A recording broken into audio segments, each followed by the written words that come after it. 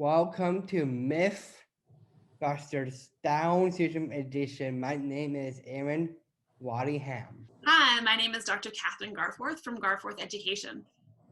Hi, my name is Eleanor Stewart, and I'm from the Down Syndrome Resource Foundation. I'm the Director of Education and Services.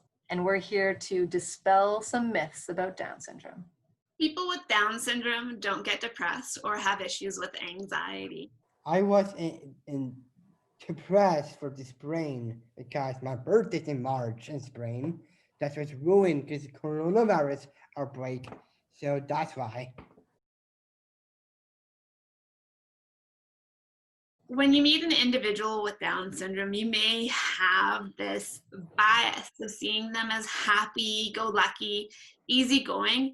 And I think that's really a disservice because while they've learned that this is the best way to get along in day-to-day life and just living and communicating, in that school or work or community environment, it doesn't show their inner feelings.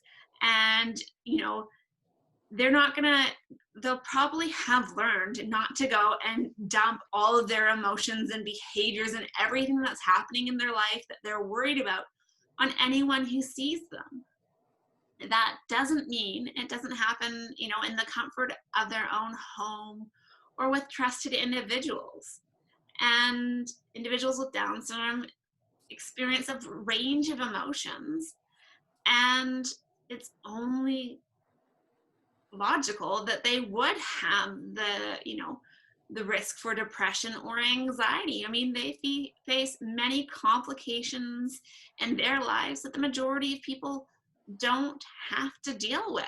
I mean, the medical issues, always having someone help them there to support them, whether they want it or not, and making sure that they can try and fit in. I mean, that can cause anxiety and do what's expected of them to get the rewards or whatever system has been put in place by other people for them to succeed or excel.